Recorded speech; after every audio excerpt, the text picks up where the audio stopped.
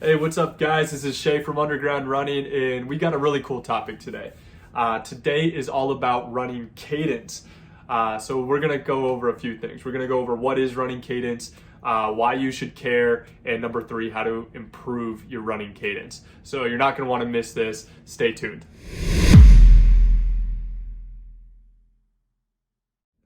All right, guys, what is running cadence? Really simple concept. It's just the number of steps that you're taking per minute.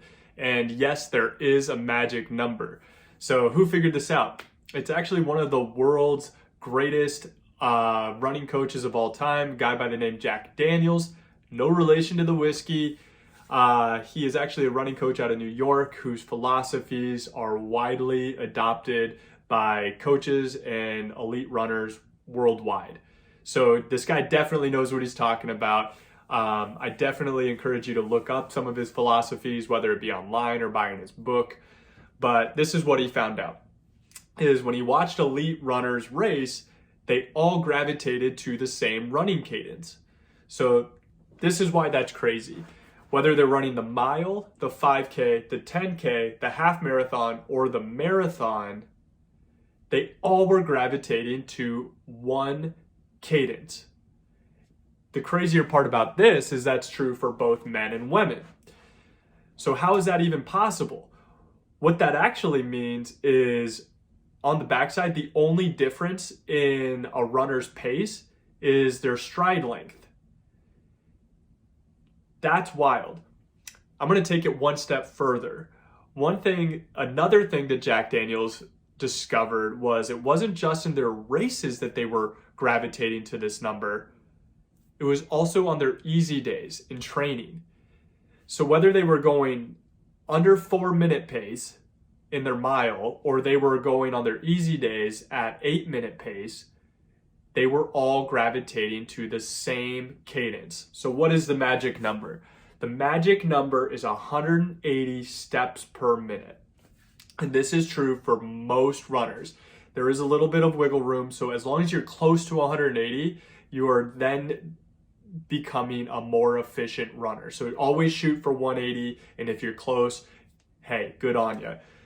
So let's talk about why this matters. Should you care and track your running cadence? The answer is 100% yes. This is why. The number one thing that I care about on this running channel is how to get you guys to run like elite runners. Well, to run like elite runners, we're all trying to get a little bit faster. So 2 ways to get faster. On one side, you can increase your VO2 max. And on the other side, you can increase your running efficiency. And this will help you with your running efficiency. It will not impact your VO2 max very much. It will absolutely impact your running efficiency. So I'm going to tell you about my personal experience with running cadence right now. All right, so back when I was running in high school and college, we never had running watches. We just had Timex. So it tracked your splits and how long you've been running. But we didn't know how fast we were going. We didn't know our heart rate. We didn't know our running cadence. So it wasn't until about 2 years ago with my smartwatch that I actually was able to see this data. When I started looking into it, things got really interesting. So naturally, I was about 160 to 165 steps per minute. That's pretty good, but there's definitely room for improvement. So this is what happened. I started to increase my cadence. I found 2 things. At first, on my easy days, my stride felt incredibly short and choppy. Just incredibly short and choppy. It was really uncomfortable. And it took a little bit of effort to get my legs to turn over that quickly. So that was awkward. But anything you do that is new and different is gonna feel uncomfortable, okay? That's just true by nature. Anything that you do that is different is gonna feel a little bit uncomfortable. But if you keep doing it over time, that comfort comes with it. So it did get much more comfortable, and now it's just natural to me 2 years later. So now I'm really close to 180 steps per minute, whether I'm on an easy day or our interval workout. So the next thing that I discovered is when I first started doing it, my stride felt really short and choppy, and I didn't feel very fast. that was a problem for me. I'm like, I like feeling fast. Like this doesn't make me feel fast, and I want to be fast. But then I looked at the data, and what I found looking at the data was my paces were actually the same or even slightly faster than I was going before. And that's exactly the definition of efficiency. I felt like I was going slower, but I was actually going faster. So my pace went up and my effort level went down.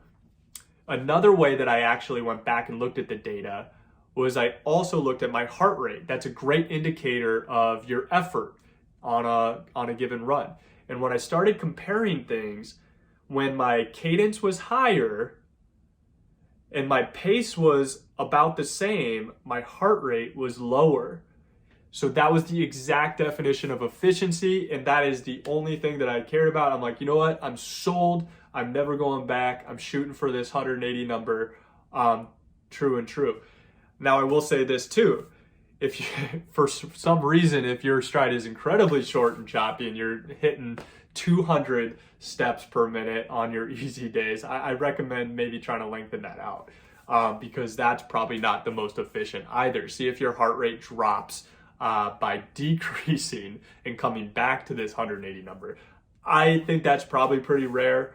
I think most of us are on the lower side and we have to increase up to 180. So if you are above, let me know. I'm very curious to see if anybody else out there is above 180 that needs to come down.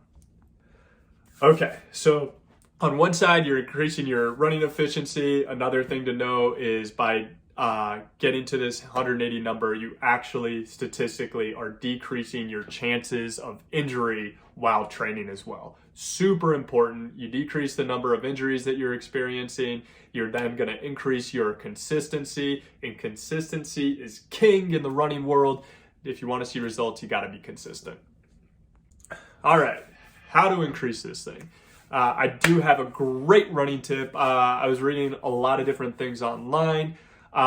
Just like anything else, you don't want to make any drastic changes to your running overnight because you are then increasing your risk of injury. And we just talked about how important avoiding injury is. So if you're at 130, 140, even 150 steps per minute, I do not recommend going straight to 180 overnight. You are going to increase your chances of injury. So what I do recommend is try to increase your steps per minute, maybe 5 steps per minute weekly.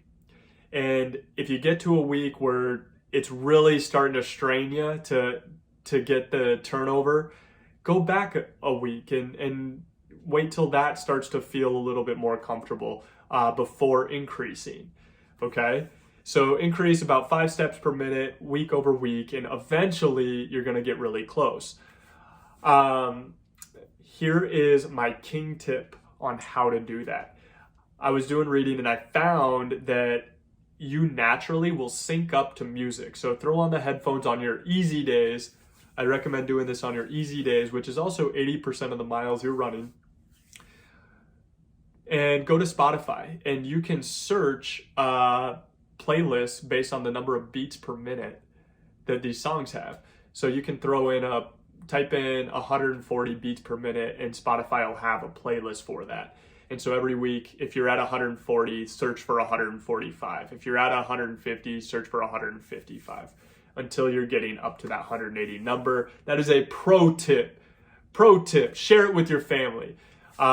If this is helpful for you guys and if it's increasing your efficiency and thus your speed, please go ahead and like this, subscribe to the channel for more tips on how to become a more elite runner. I appreciate you guys for watching.